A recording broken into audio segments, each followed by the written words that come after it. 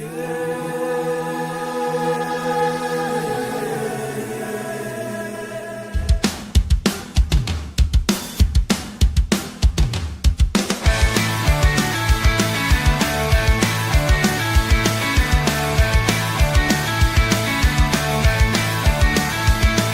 the summer solstice starts and we're sitting on a beach or fishing at the lake or just taking a break, the countdown clocks have started, fight songs pass the time. The days may run together, but you know that in our mind it's always Saturday. Take me back to Saturday. Saturday. Give me those 12 Saturdays. Spot the ball. March Madness is a blast, and we love baseball games. But nothing beats the feeling of having a killer slate of games. It's always Saturday. Take me back to Saturday. Saturday. Dreaming of all Saturdays. Spot the ball. Spot the ball. Oh, college football. Sat out your day.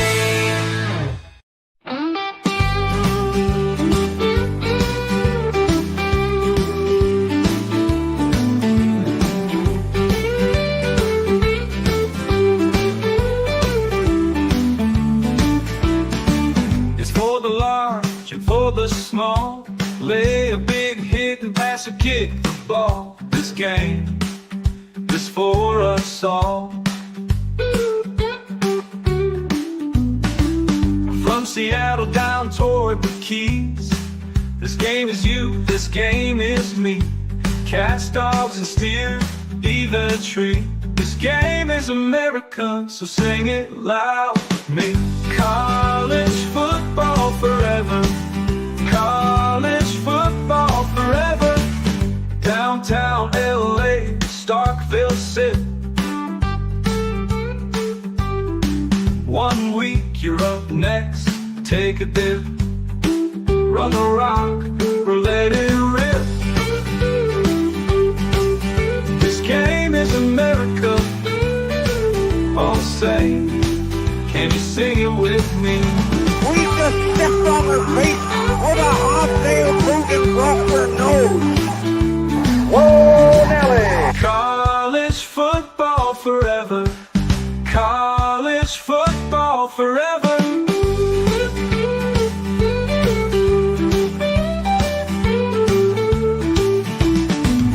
College football forever. College football forever.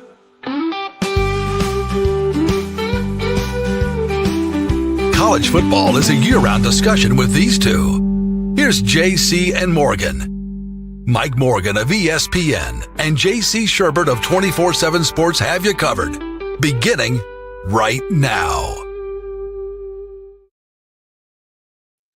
And a good morning and welcome if you're watching live. It is JC and Morgan closing in on 300 career episodes, but the last one of 2025 and the one that is approximately 27 days away from the national championship game, which will be played in that stadium you may see if you're watching on YouTube over my left and right shoulder. That's right. Hard Rock Stadium will be the site of the national championship game. Who will be in it? We have reached the Elite Eight of the college football playoff. And if you look at the slate of games, man, they're just bangers, absolute bangers. For any complaints people had in round one, and we'll get into some of those complaints, I don't think there'll be much complaining about the games that we're going to see on New Year's Eve and New Year's Day. It's just one juggernaut matchup after another. How can you not love a college football playoff and the end of a season that was full of a lot of stuff, a lot of drama? Michigan still doesn't have a coach. That whole thing is still going on. And pretty soon it's going to be portal madness. JC, I know you'll be covering that on on bated breath. But outside of that, it's at this point, it's all about what's going down on the field. Again, we are powered by Advocare. Hey, not a bad Christmas idea. Go ahead and get something. I notice a lot of these products that are pitched by various personalities. You got those promo codes, and it's always the number 10. 10% off, 10% off. It's not the way we roll at Advocare. Advocare.com, promo code Mike Morgan. How about 20? Get yourself some spark. That's how I start every morning. You want to get some stuff ready for a workout, maybe some mass impact. There it is in front of the stadium. They've got a number of products that'll help you sleep, products that'll help you feel better. All natural stuff, all health. The Rehydrate is so much better for you than the Gatorade, which is loaded with sugar. Check it out, Advocare.com. Again, promo code Mike Morgan saves you 20% off. Our producer is Mad Dog Phil Molinax, and the man on the left, yeah, that would be the left if you're watching, is J.C. Shurburtt, who also has, look at that, palm trees on an airplane and a football. Is that some of your handy artwork I see? Yeah, it's Grok did that. It's got the college football playoff banner, kind of I like it. a Miami theme. It's in Miami this year, but the quarterfinal matchups look pretty solid. I'm digging them. So that's at least that worked out this year. They redid the seeding, and the quarter matchups, the major bowls, if you will, make a lot of sense. So pretty happy about that. What about the games that took place? Were there any that kind of stood out in your mind? I mean, to me, there were two that stole the show, certainly, but for different reasons. One, nobody could score, and the other one, you've got the home team blowing a 17-point lead. I say blowing. I mean, at the end of the day, yes, Mateer threw a big pick six in a situation where I think if Venables had that back, you run the clock in that situation, but that's a whole other story. But Alabama did Alabama things, and congratulations to Coach DeBoer, who's taken a lot of heat for picking up a big road dub in that one. But what were your impressions of the games that we saw in week one? It's weird about college football in 2025, beyond the obvious weird stuff that goes on, is we had a playoff game between the Alabama Crimson Tide and the Oklahoma Sooners. Think about how many both teams wear crimson. Both have similar color schemes. Both are top 5 winning programs in the country. Neither one of those football teams can run the dang ball, Mike. Neither one. They hadn't been able to all year. Strange. Bama, yeah. Weird. Oklahoma either. Oklahoma's offense in general was not good. But I'll tell you this: that Bama don't people that want to prematurely write their obits, better think twice, because there's still a lot of great football players on that team. When they lock in and play, and a lot of it has to do with Ty Simpson, a lot of it has to do with momentum. Whereas under Saban, they would just sort of grind you. They would grind you down. You saw this at Washington too when DeBoer was there. Washington was a momentum team. Remember the Pac-12 championship game, the year they played for the national title? I believe they played Oregon, and Washington got up 24-0. Boom. And I think Oregon did come back, but that momentum drove them. Alabama's very similar. You saw it in a lot of games this year where they had to come from behind and win, or they were up like against Georgia and then held on to win. Auburn game sort of worked out that way, and that's fine. I think today, when nobody really has an overwhelming roster, if you have enough talent and you play that way, you can do it. So don't count them out when they're on and Ty Simpson's on, and they get that momentum in a game, they can beat you. They can beat anybody in the country. And what's scary if you're Indiana is that you're Indiana. And that sounds weird, but because Indiana's answered every challenge this year, but it's a bigger stage on the Rose Bowl. Think about all those Indiana fans that their whole lives they've dreamed of going to the Rose Bowl. I mean, it's just sometimes programs that kind of are. I think you saw it last year, Ohio State and Oregon in the Rose Bowl. Sometimes the programs that are trying to break through they'll run up against one of these historically good teams, and the outcome is not what you expect based on the game heading in. And then to get to the second game, that's exactly what happened in College Station. Miami, even though it's been 20 years, it's been a minute, right? They're still Miami, and A&M is still A&M. At the end of the day, when you look at the history there, I also think this about Miami, speaking of streaky momentum teams, when they want to go play on both sides of the ball, especially that defense, as good as anybody in the country talent-wise. I mean, honestly, that game, A&M certainly had their chances, and A&M certainly shot themselves in the foot time and time again. And Marcel Reed, as you pointed out, I don't know if it was this show or the other shows that were on, Mike, man, if Marcel Reed doesn't have it, then the narrative, the negative narrative, and boy, he didn't. Yeah. But Miami, when they want to go play, I mean, they were the best team in the country in September. And then just kind of, you didn't hear from them. But they've been actually, if you look at how they've been playing football, but taking the Notre Dame debate out of it, down the stretch, they went to Pitt just like Notre Dame did late in the year. Pitt's a pretty good team. They just waxed them. So I don't know that was as unexpected as maybe we thought. So I'm just like, it was interesting. It's going to be an interesting matchup between Ohio State and Miami in the Cotton Bowl. Although sympathetic for the Aggies, I think it's set up so well for them because that Cotton Bowl, as we know, is in Dallas, and that would have been a big 70-30 Aggie crowd up there, and that would have set them up pretty well home field advantage wise. But we'll see what happens. The other two games were snoozers. James, I mean, I know Oregon people probably a little ticked because they let their foot off the throat of the mighty Dukes, but and then Ole Miss Tulane was a not only a rematch, it was a replay of the game they played earlier this year. Same outcome. Yeah. So but I think it sets up really, really well. I mean, we got an all SEC Sugar Bowl between Ole Miss. Think about the connections that Ole Miss as a program has to the city of New Orleans. Man, Georgia coming back to the place they got beaten last year, the place they won a national championship in 1980. Look at the sugar falling from the sky, Mike. Look at the sugar falling from the sky. I mean, that fires me up. I'm fired up for it. Should. I think it's a blockbuster. Oregon, Texas Tech. How's Oregon going to handle coming all the way across the country? I guess it's a bowl, so they'll be there for a week. But man, two teams that probably don't want to see each other. They probably would rather meet in the finals, but who are upstarts. Oregon's been on this upstart trajectory for about 25 years now, but that they want to break through too. So it's a fascinating playoff. I can't wait to watch it. I think that we finally, this feels like what this thing should have been, or what we expected when they announced a 12-team playoff.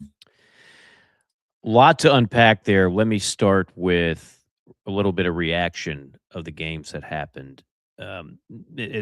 This is low-hanging fruit. The G5, we've talked about this on this program for years. The gap has widened so much. The ability to poach all the players from all these programs, the moment you start shining, flashing, the moment you are that 2-star recruit that develops into a 4 or 5-star player, you're gone. You're not staying there. Like Khalil Mack would have never stayed at Buffalo as long as he did. Ben Roethlisberger wouldn't have stayed at Miami of Ohio as long as he did. The examples are plentiful and countless. And so what does that do? It takes a situation where even if you're a really good coach and really good recruiter, you still can't compete with the big boys in 2025 and beyond. And so from that standpoint, it was glaring.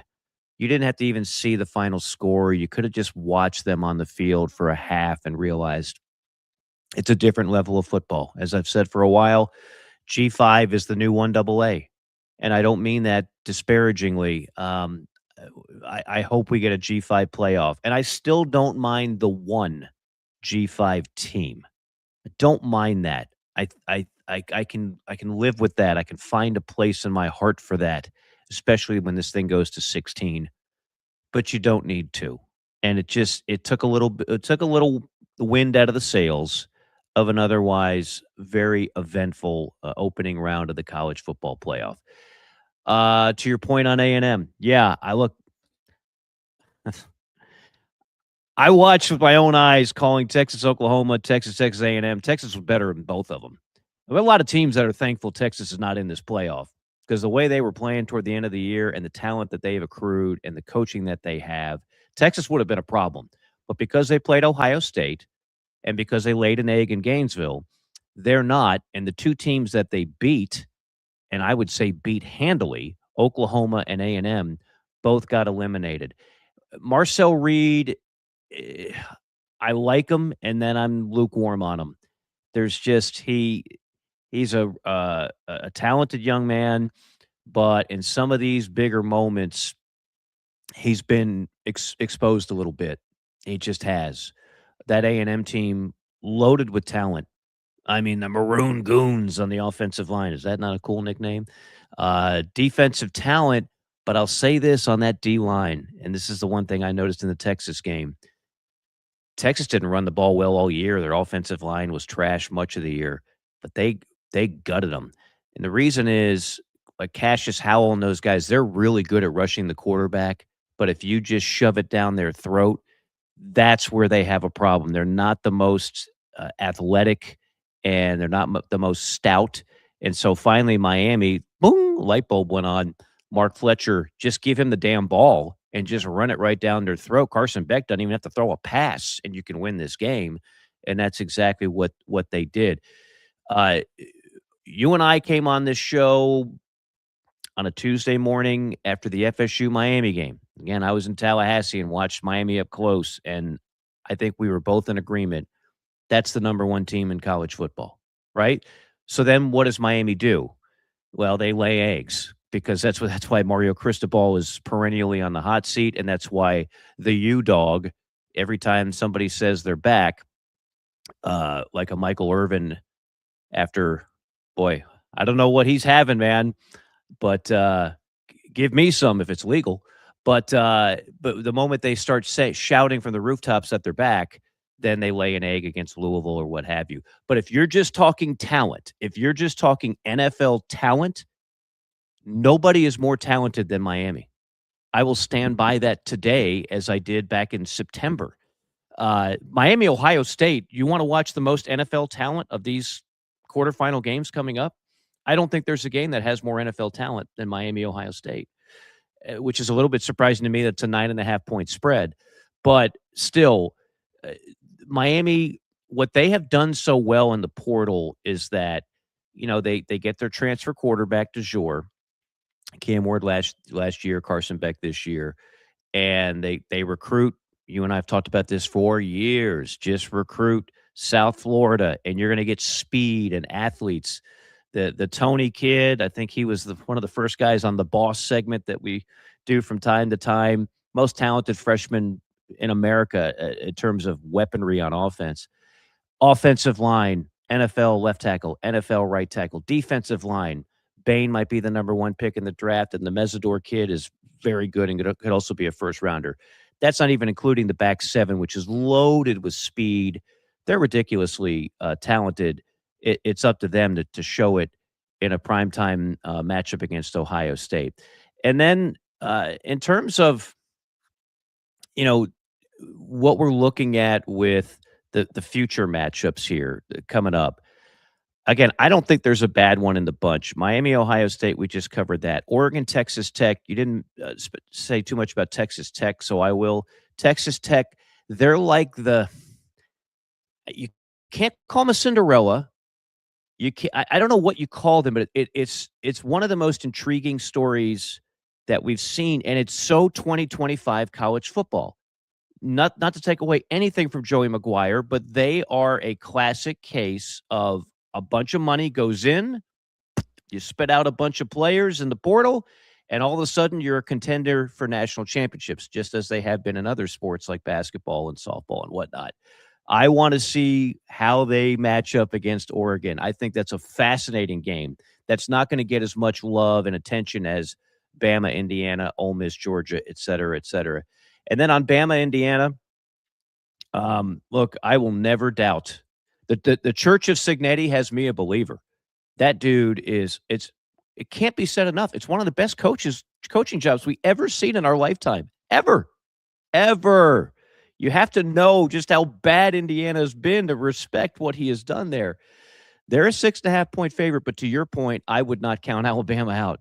If Ty Simpson's on a heater, even if they can't run the ball, which they never seem to be able to do, Alabama has enough talent to make that interesting. So juicy, juicy, juicy, and more juicy. Can't wait.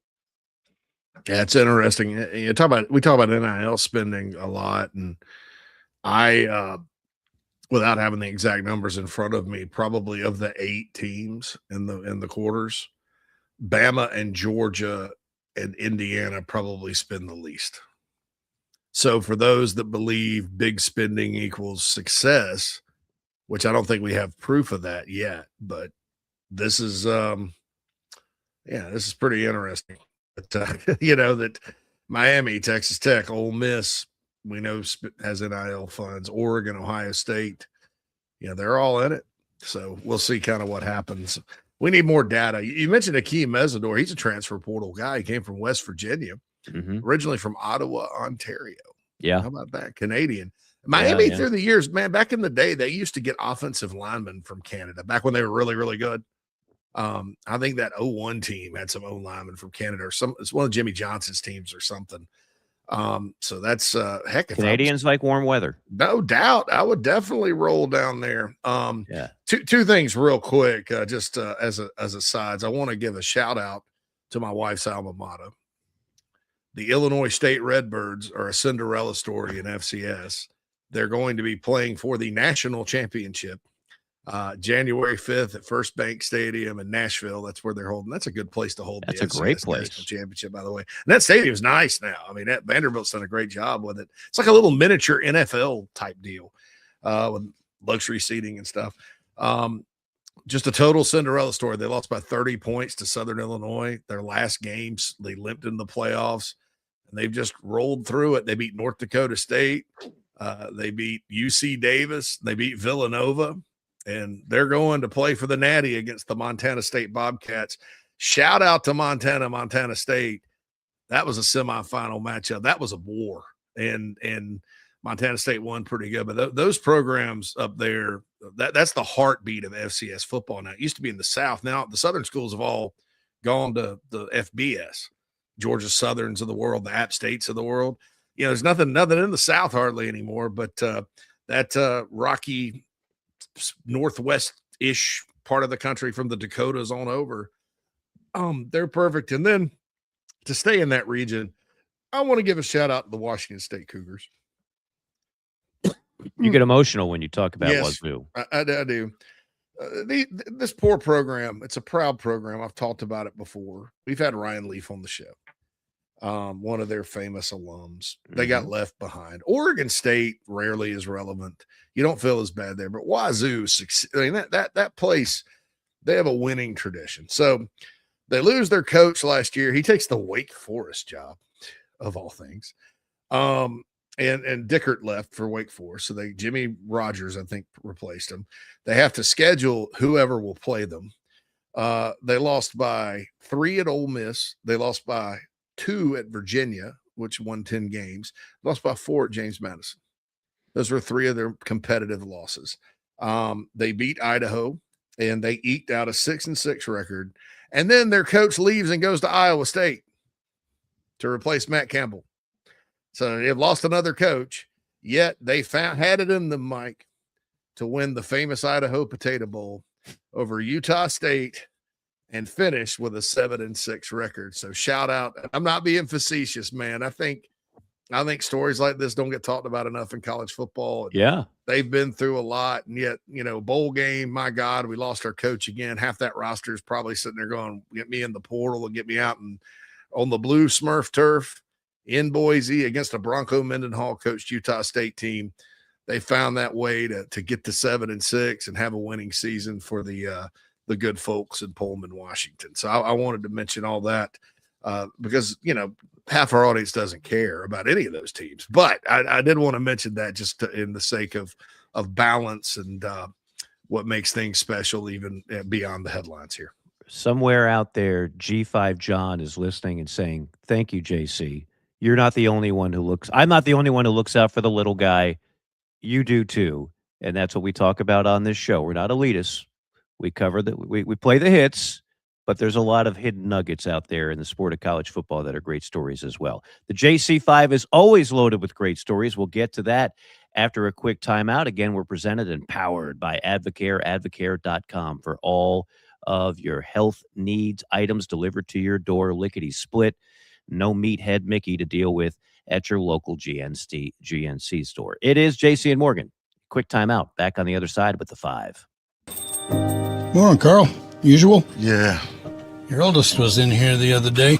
Said the two of you took a trip down to my neck of the woods. How'd that go? You might as well give me one of those Carolina cars while you're at it. I knew I liked that one. Yeah. There you go, my friend. Thanks. Hey, Carl. Congratulations. See you tomorrow, ready? You bet. Welcome to Palm Casual Patio Furniture. Because we are the factory, Palm Casual has the ability to offer the highest quality outdoor furniture paired with world-class service. Since 1979, our factory showrooms have done our best to make the buying process as easy as possible for our customers. Our understanding of the many factors that go into your decision has helped us create our 30-day trial period that increases the level of comfort our customers feel during the shopping experience. Visit us in Somerville, Mount Pleasant, Myrtle Beach, and Bluffton, and online at palmcasual.com for our products and out-of-state locations. Go Gamecocks! Hey, folks, want to tell you about our friends at Titan Construction Group really quick. They're a Mid-Atlantic-based general contractor, specializes in retail, restaurant, and office construction. TCG strives to separate itself from other general contractors by adding value every step of the process. From project budgeting to estimation, value engineering to construction, they focus on those relationships and not the transaction. Titan builds partnerships one project at a time. Among their clients are Starbucks, Crumble Cookie, Blake Pizza, Home Goods, 15 plus years experience, based in Midlothian, Virginia, and contracted in Virginia, West Virginia, North Carolina, and South Carolina. So get on their website, TitanCGinc.com. That's TitanCGinc.com. Get in touch with Brad if you're in need of a general contractor that focuses on going above and beyond for their clients. That's Titan Construction Group, a proud sponsor of the JC and Morgan podcast.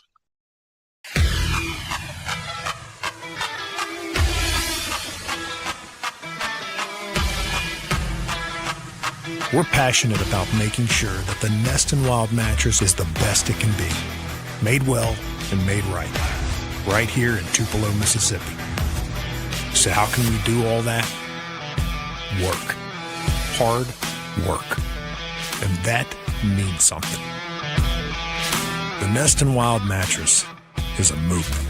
It's a pride in where you come from and where you're going. So get comfortable, because this movement is just beginning.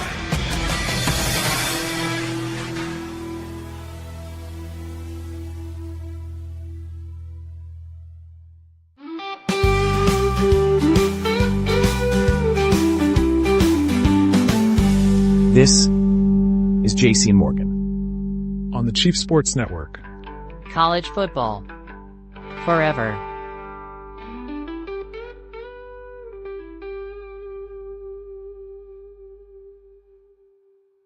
It's time for the top topics in the sport. We bring the JC 5.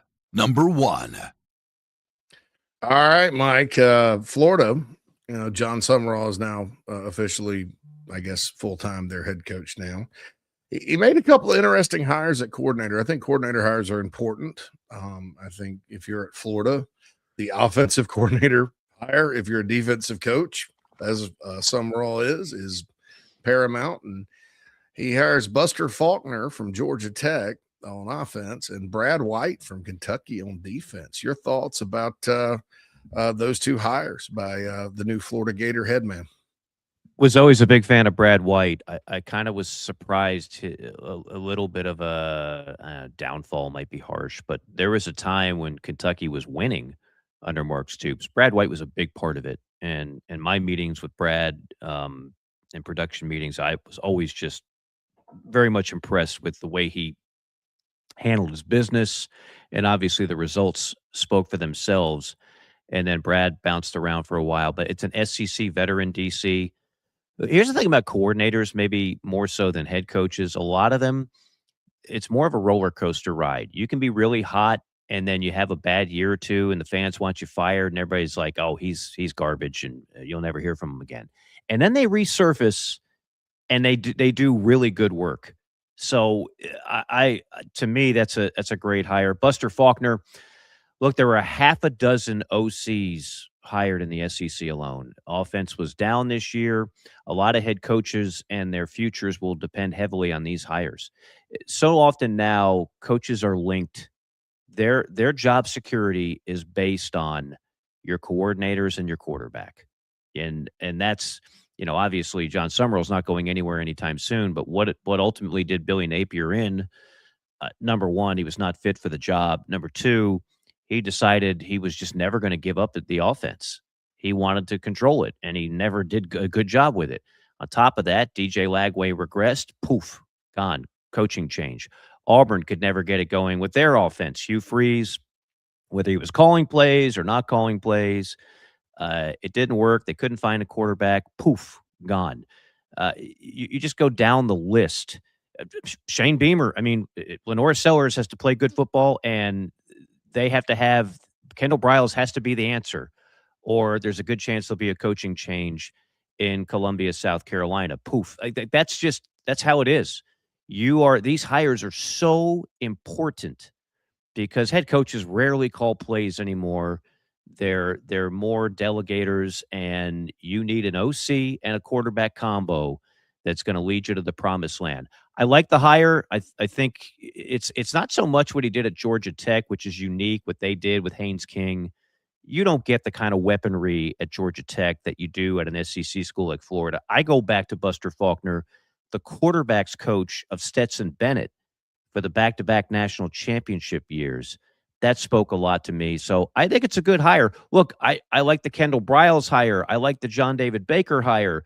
I like the Joe Sloan hire. Most of these hires, I can justify every one of them. There wasn't like one OC hire in the SEC where I scratched my head and said, that's going to be terrible. He'll be fired in a year.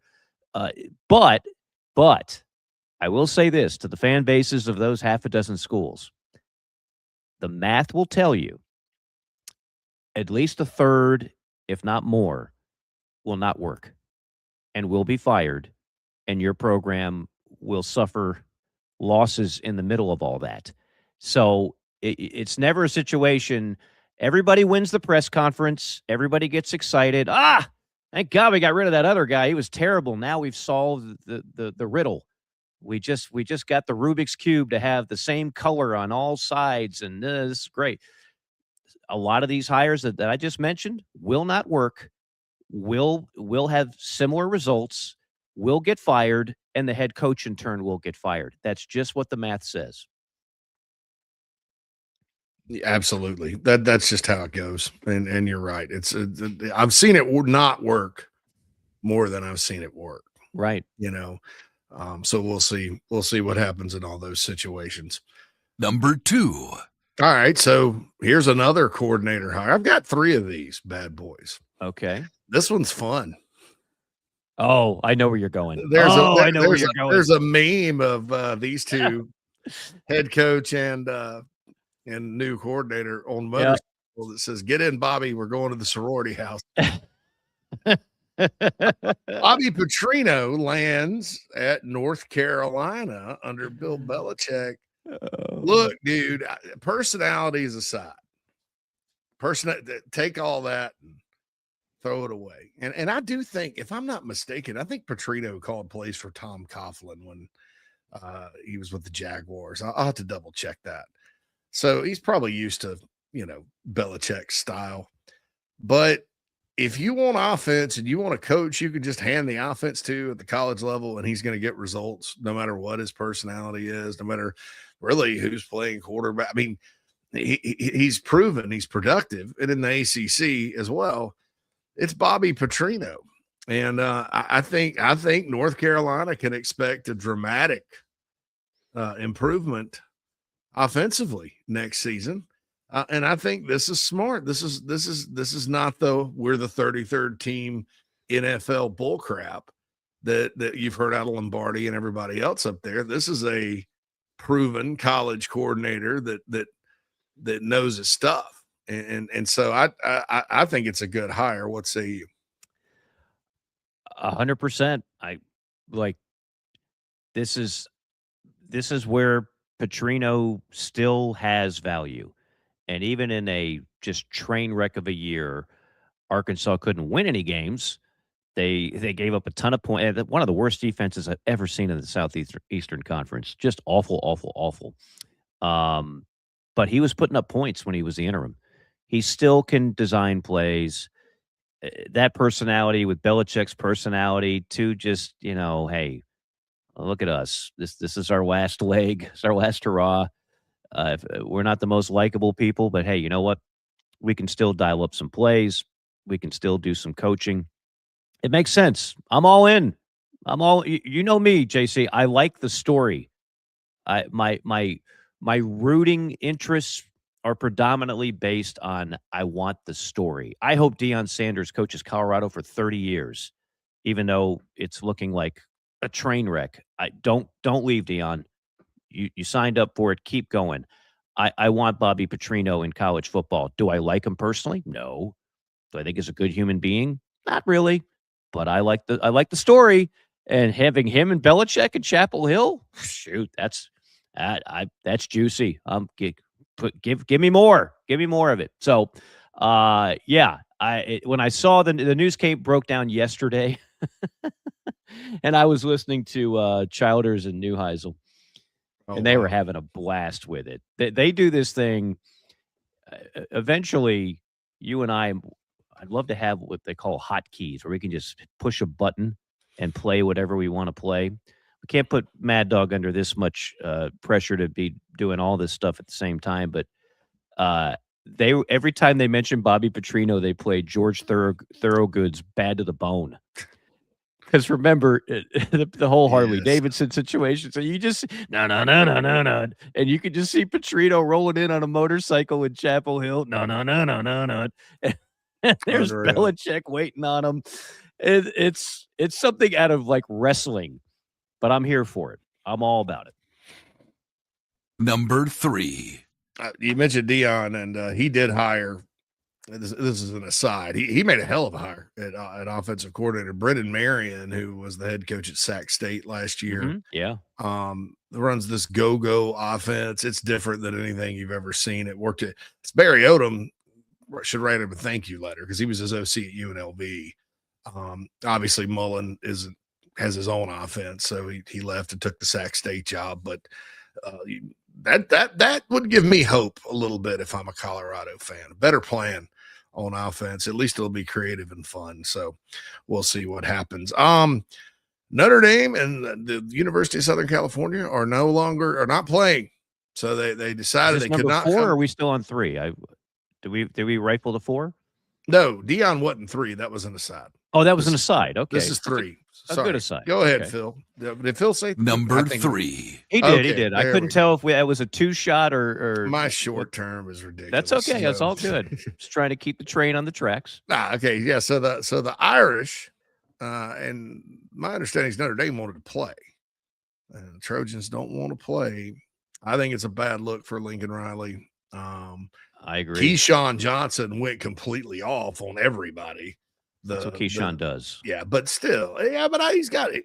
This time, he probably has a point. Oh, he absolutely has a point. I mean, I get it, but to me, it just seems like it's too hard for us to do this, and we don't want to play anymore because we're in the Big Ten now, and Notre Dame's now going to play BYU. I mean, which I like.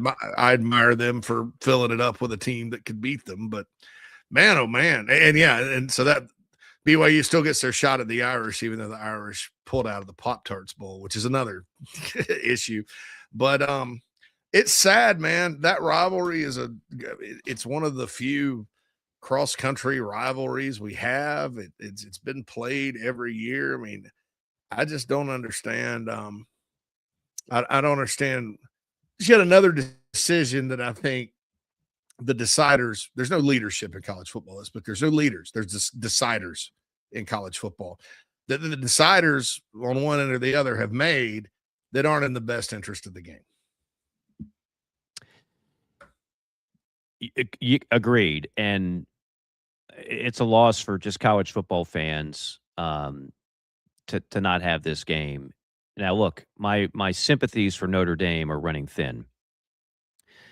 I thought Notre Dame would get in initially at 10-2. I think I said that back in September. Obviously, I was wrong, and I had no problem with them not getting in. But, okay, the Trojans backed out. That's on them. That's not on you. Everybody knows that. So nobody's blaming you, Notre Dame. But you sure as hell have to schedule better. Don't tell me you can't do better than what you've done. Don't tell me there aren't other teams willing to set up a home and home and have the benefit of that, even in a landscape where we're getting to the point where everybody's going to play 9 conference games. You got to do better, Notre Dame. Not everybody thinks you're as special as you think you are. And we have this rule. You know, we've had Ross Dellinger on the show. He reported this 2.5 years ago, and nobody paid any attention to it. But the news that they, beginning next year, if they're in the top 12, are automatically in, that was reported 2.5 years ago by Ross. We just didn't remember it because it's not implemented until 2026. But by those standards, Notre Dame would have been in the playoff this year, is my point.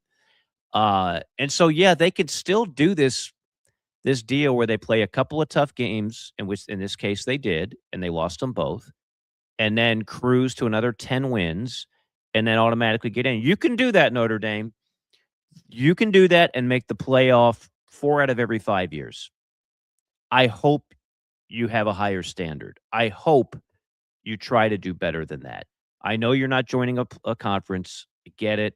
I think it sucks. I think everybody loses. You belong in the Big Ten, but you're not going.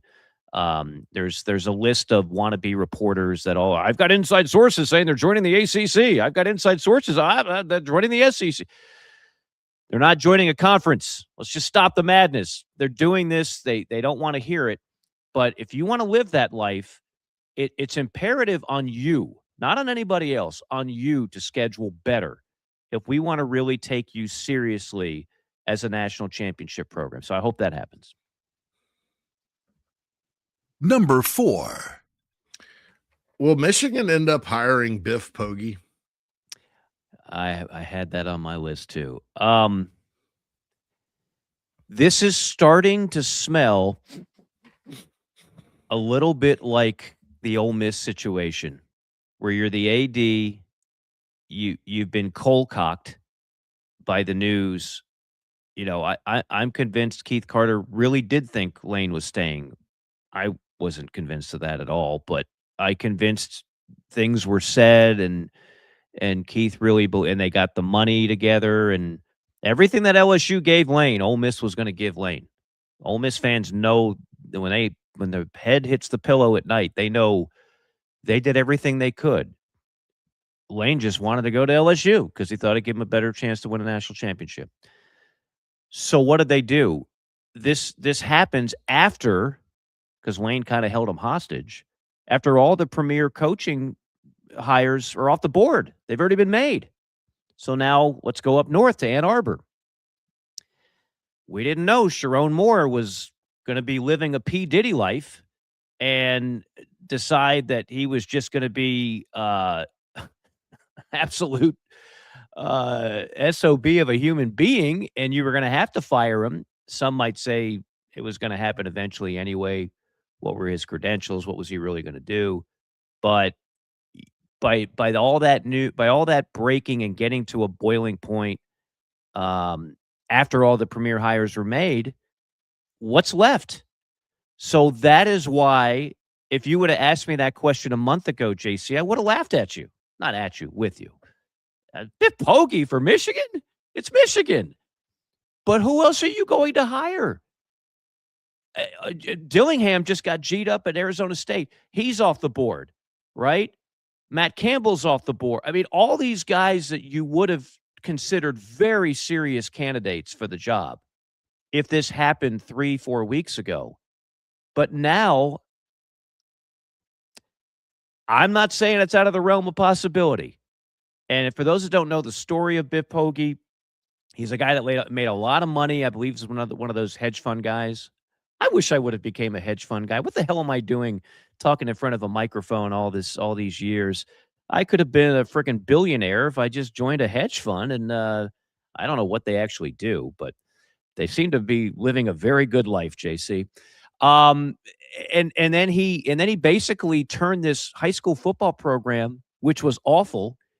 He spent a bunch of money and bought himself a bunch of good players and won a lot of games, and then became a college coach, and now he's an assistant coach, and apparently players love him. He's a former player himself. If you ever hear him talk, he looks like a Brett Bielema type. But much like Bielema, players love him too. I'm not saying it's as crazy as the question sounds. On the surface, it's like Michigan, a top 5, top 10 job. They're going to hire Biff Poggi. But then I think about it. What are your other options? So I think it's in play. Remember when LSU hired Ed Orgeron? You were ahead of the pack on that one. I was like, they're not going to hire Ed Orgeron. I don't know, Mike. I'm hearing Ed Orgeron. And they hired him. I still don't think Ed Orgeron's a very good head coach. And I love the guy. Love him. But he caught lightning in a bottle in 2019 with one of the most talented rosters in the history of the sport and great coordinators. And maybe that's what Biff Poggi does in Ann Arbor if he gets the job. Ann Arbor. Yeah. Let's go get a roast beef sandwich and watch some Wolverine football. That was a Freudian slip. I'm a little hungry. The Biff Poggi Big Montana. How about that? I'll have 2 Biff Poggies, a large fry, and a milkshake. I love the guy. I think we need more people like him in college football. He's, he took the Charlotte job.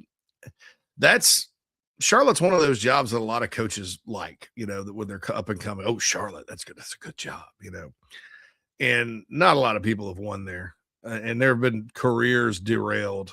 And he went there for 2 years and 6-16 record, got fired. But I don't judge him on that. I think that sometimes your head coach, as long as you can hire coordinators, if he's a leader of men, which he is, like you said, the players love him. He can recruit. You can give it a go. You're right. I don't know who else they would hire. Jed Fish would probably take the job. He's up for every job, right? But I just don't, hey, Jed Fish, or just take your chance with your guy and keep your roster intact. The only thing about it is for Ward Manuel, it would be the second straight internal promotion. Now, Michigan had a string of those. They went from Bo Schembechler to Gary Moeller to Lloyd Carr, and it worked out. But I don't know, man. You go from Jim Harbaugh to Sharon Moore to Biff Poggi. I don't know. And there is that whole, it's been a bad look with all the Harbaugh staff on. I mean, 6-7 of those guys there's a lot of controversy. So would you want to clean house? I just don't know. I do think Biff Poggi's a little bit different animal as far as a high character person and stuff like that. And the president actually came out and said, we're going to hire somebody with high character. And then immediately everybody speculated that eliminated Brian Kelly from the discussion. And I'm like, whoa, dude. The funny thing is, Brian Kelly a couple of years ago would have had this job. Hook, line, and sinker. Would have been a slam dunk. Everybody would have approved of the hire. Brian Kelly did more to ruin his brand in a couple of years in Baton Rouge than I mean, you might say, what about Sharon? Sharon Moore never had a brand and never had. I mean, he was over his skis the moment he got the job. Brian Kelly was an established coach that won everywhere. Say what you want about Brian Kelly at Notre Dame. What has the current coach done that Brian Kelly didn't? Brian Kelly took them to playoffs when it was 2 teams, 4 teams. The problem was Brian Kelly never won a national championship at Notre Dame. Well, nobody has since Lou Holtz in '88. So the Brian Kelly name to me is not crazy, but unfortunately, he not only did not do good enough at LSU, he became unlikable for a lot of people. And I had never heard that before about Brian Kelly. I'd never heard he's unlikable, but all of a sudden, that's what he was. One more thing on Poggi. As you were talking, I couldn't help but look this up, JC. In November of 22, Biff Poggi was estimated to be worth $750 million. You can donate his salary to NIL, man. Well, that's what I'm saying. I mean, Michigan doesn't need any more. Michigan doesn't need money. They've got it just all over the place, like bars of gold. But yeah, I don't know where else you go. Are you gonna bring in a G5 coach to Michigan at this point? I tell you, I got a crazy idea. Okay. Since they're looking for character. I'm gonna go. I'm gonna Joel take you down Osteen. to, no, Oh. no. And, that a lot of people would debate that. I'm going down to Jonesboro, Arkansas, and I'm gonna go get Ferris State alum and Saugatuck, Michigan native, a Michigan man, champions of life, Butch Jones. Oh, And I'm bringing him home to Ann Arbor, baby. That would not go well. Brick by brick. Oh, yeah. I think I'd stick with Biff. I think I'd go Biff before I'd go. What if he was in the mix though, Mike? And then your hire comes down to a guy named Butch and a guy named Biff. One's a multi-millionaire hedge fund guy.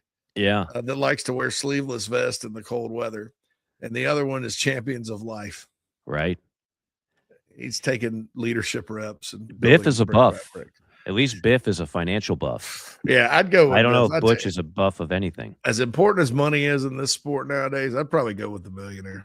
Just take my chances.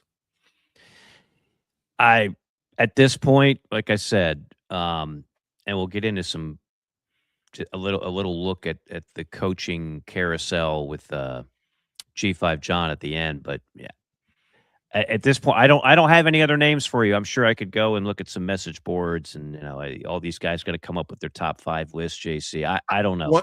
I got one guy, PJ Fleck. Okay. PJ Fleck from now. Minnesota. I like him. I'm a Fleck guy. I don't know why he's like Matt Campbell. It's like Penn State should have hired Matt Campbell to begin with, but why not? I mean, PJ Fleck was at I believe Western Michigan and won. That's the tougher of the directional Michigan. I mean, it goes Central's the best, Western's too.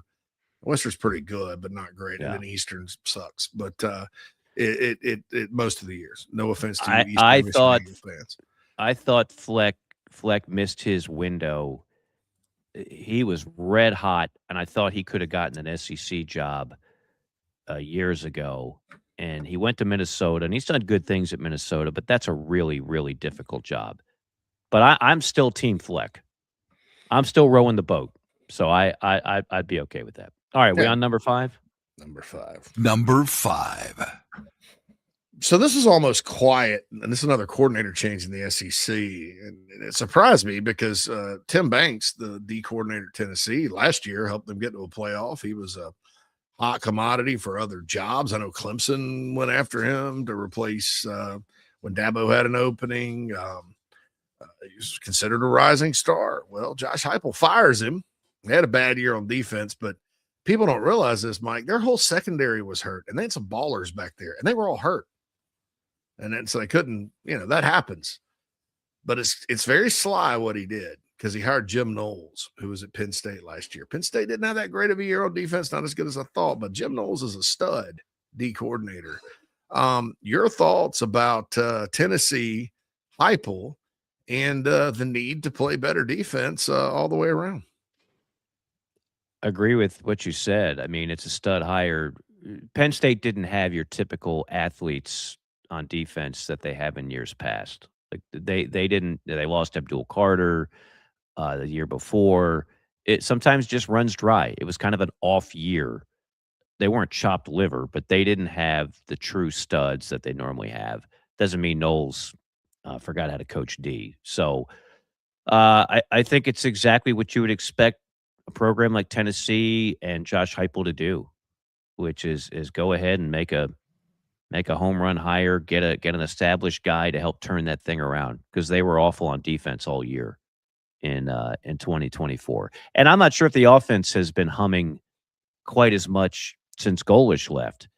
You know that when they had Golish and Hendon Hooker and those wideouts, man, they were dynamite, and they've been good. They've been more of a ground and pound actual offense the last couple of years, but no, I am for the hire. We talked about all the OC hires. You're right. I mean, that was a big DC hire in the SEC, so I like it.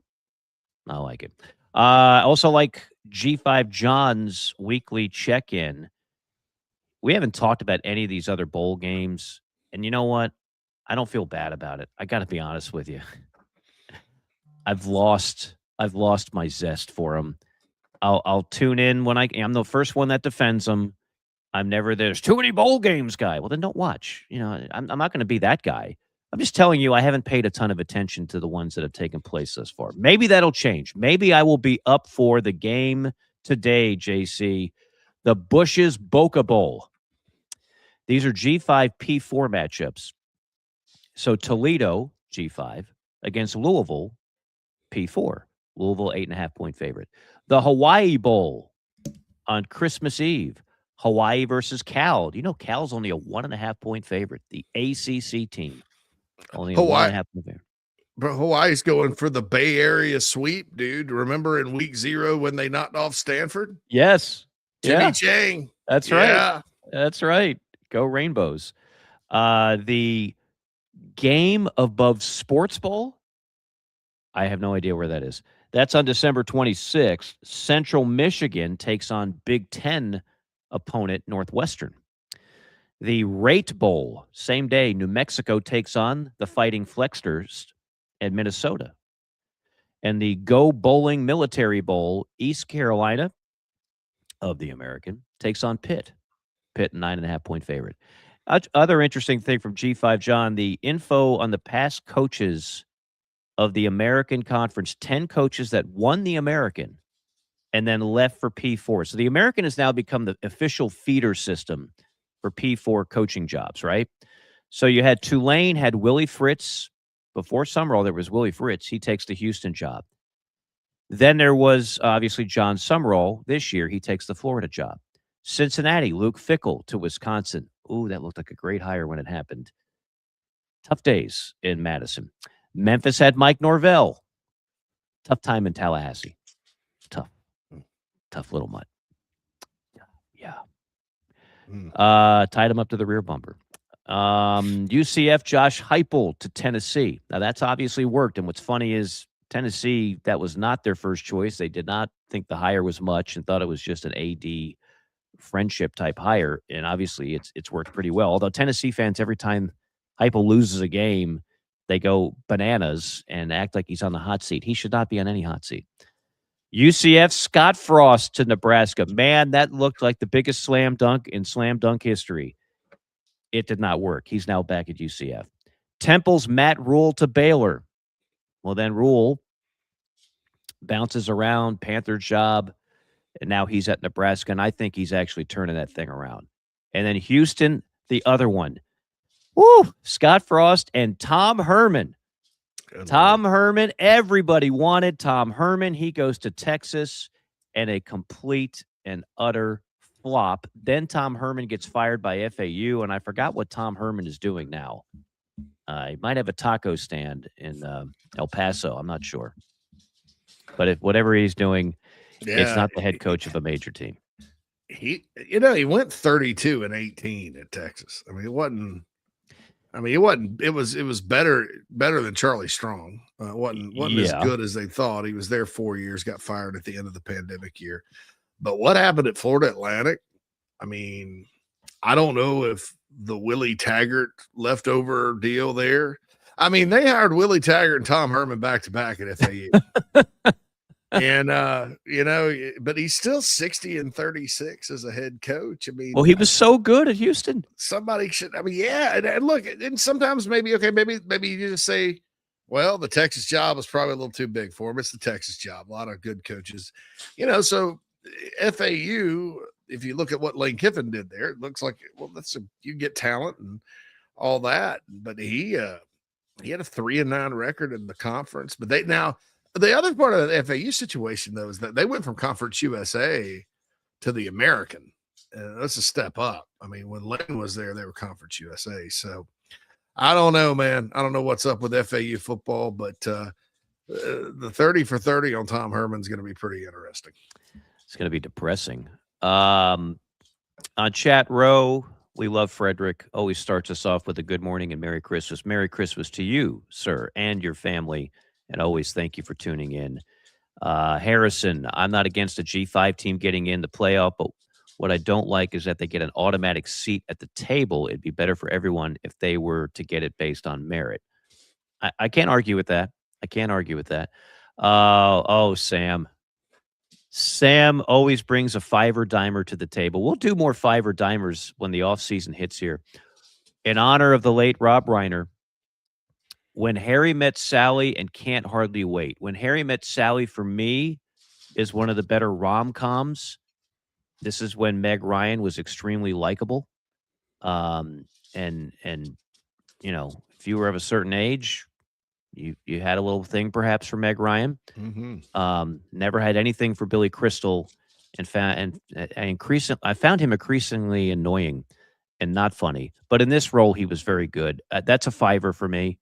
I've probably seen it at least 5 times. Can't Hardly Wait is that Beatty?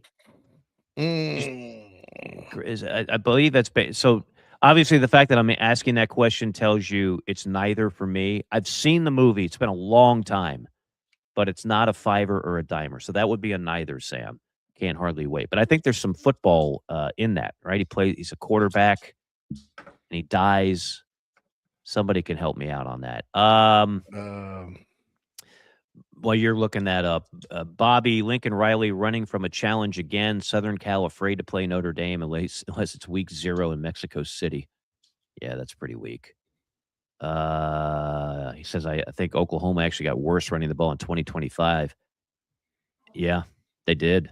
It's kind of hard to believe. Josh says a good morning, fellas, and then says, y'all are on the wrong sides. Muschamp going to have that defense fixed.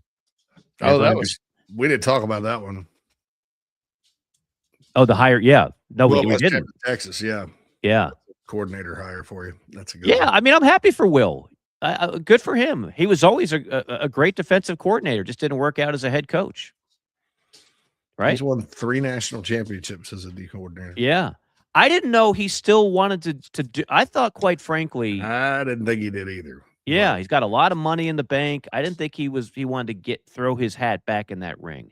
He's been living kind of a cozy analyst job. Your foot's in the pool, but you're not all in. You're all in now, brother. I mean, that's a different level of commitment right there. Definitely. Bobby says JMU fans acting like second half points and yard totals justifies their inclusion. Yeah, they were still dominated in that game. It was 34-6. I understand Lanning's probably not happy because he's just that kind of guy. I mean, you give up 28 in the second half, but it doesn't mean anything. Right. Harrison says, like 2024, A&M kind of collapsed down the stretch. Historic meltdown by South Carolina, and the win there. Their collapse would have been talked about a lot more. Marcel Reed was a turnover machine. I think what really hurt A&M as well, and this is not their fault, they don't come out with the SEC schedule, but they had one of the weakest in-conference schedules. And then all of a sudden they got really tested to the end, and they got a little bloody. Doc Graybeard, Merry Christmas to all. Thank you, JC and Morgan, for all you guys do for our beloved sport. Thank you, Doc, for tuning in. Appreciate you being a loyal listener. Micah, USC doesn't want to play Notre Dame because if they lose to Notre Dame, it helps Notre Dame make the playoff. USC now has a more difficult schedule while Notre Dame gets to keep a weak schedule. Yeah. I don't know. I don't know if Notre Dame's schedules are going to get much more difficult here in the near future, especially now if you're in the top 12, they're automatic. It just kind of depends on the 5 ACC teams they play. I mean, a lot of years that lets them down. I know the year they made the playoff, 14 playoff. They played at Virginia Tech. They played Florida State. They played all those teams had down years. Florida State was 5-7. So they played Southern Cal. Southern Cal was 5-7.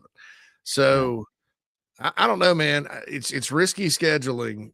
And I think the other conferences and other teams will have a point. When you schedule 5 ACCs and a service academy every year, that's half your schedule. Yeah. And it's not good enough. It could look really, really poo-pooey. But you know, I'll have to look at who they're playing in the future. But Notre Dame historically has not scheduled poorly, though. They used to do a great job with. That's what I'm saying. They have the alignment with the ACC. Like, even if you assumed the ACC would not take the level of dip that they had, and when you have Clemson underperforming, Florida State underperforming, Virginia Tech underperforming, North Carolina underperforming, that's just not going to help you.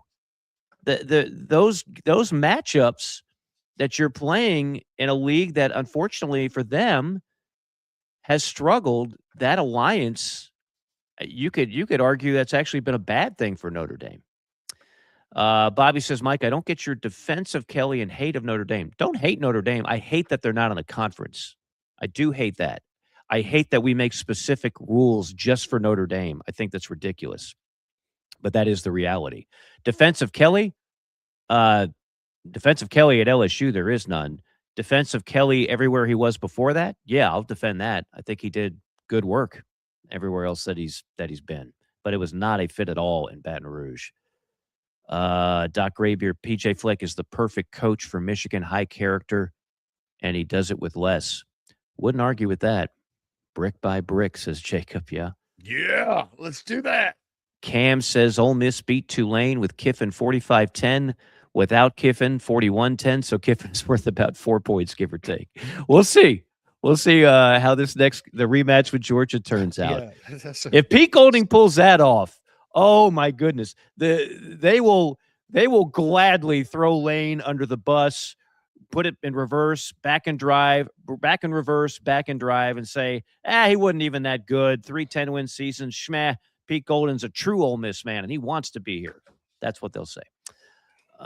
Notre Dame has Bama, from Bobby, has Bama, Texas, Florida, and Auburn on the schedules coming up in the next year. Great point, Bobby. Yes, and that's what Notre Dame needs, and that's what I want to see. And I hope more SEC schools will pick up the phone and talk to Notre Dame. That will actually help legitimize their schedule more so than Wake Forest and Virginia Tech and NC State. You get the idea. Nat? Hey, Nat. Heaven Can Wait is with Beatty. Can't Hardly Wait is with Jennifer Love Hewitt. Oh, okay. All right, good point. So I was way off. The Jennifer Love Hewitt, that's a $5 for me. I'm guessing you haven't seen that, JC, by the look on your face. It's a cheesy movie. Seth Green is in that. It's a cheesy, it's almost like a John Hughes movie. The whole movie is based on a high school party, and Jennifer Love Hewitt, this guy, kind of a meathead. She dumps him, and it's just a silly 2-star movie. But when it was on cable, it was worth watching. That's all I'll say. I've lost you. Neither one of those movies are my wife's list. Applicable. But thank you, Nat. It's a $5. That chiming in. It's a $5 for me too. Yes. No, it's a good. I got a whole other movie that I'm sitting here breaking down. I don't even have the right movie. What a perfect way to end the show on me just screwing up the $5 dimer segment. No, it's okay, Mike. My final screw up of 2025. We hope. We don't know. We do know this is the last JC and Morgan of 2025. A sincere thank you to all of you tuning in each and every time out. This is year 10, JC. Am I right on that? Started the 2016 seasons of the 10th football season. The 10th season. So it was Kirby Smart's first year at Georgia. Wow. How about that? And if I'm not mistaken, he lost to Vanderbilt and Georgia Tech that year? 8-5. Yeah. Won the Liberty Bowl against TCU, and that was kind of a surprise. They beat TCU in the Liberty Bowl. Holy smokes. Again, thanks to everybody. Hope everybody has a terrific and healthy and happy Merry Christmas, Happy Hanukkah, whatever else you might be celebrating this time of year.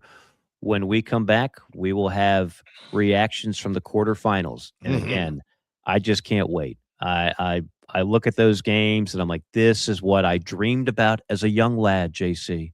In a world in which people would shun you when you mentioned the mere word playoff with college football because it was against tradition. Tradition was the AP and the UPI people voting and split titles and not having any type of playoff. That was tradition. Well, we bucked it, and I think we're all better for it. Merry Christmas to you, Bobby. Merry Christmas to everybody out there. JC, some final thoughts, the final thoughts of 2025. I just wanted to say thanks to my wife for chiming in. I did tell her that I mentioned the Redbirds, her alma mater. You did. And their quest Major for a points for national that. championship. I may go down there. I mean, Nashville's not that far from here. No, that'd be fun. Go to the That would be FCS fun. national championship game. Absolutely. Depends on the weather. But anyway, and always great. Micah, thanks so much for a great calendar year of contributions in chat row here on JC and Morgan, and our guy Sam that drops in the fiver and diamond stuff. We appreciate each and every one of you listening out there on podcast and YouTube and all that. And it's been a lot of fun, and onward and upward. We'll be back in 2026 to rock and roll. Look forward to that. For the Mad Dog, happy and Merry Christmas to Mad Dog and his lovely family. For JC, this is Mike saying so long. We'll see you in 2026 on JC and Morgan.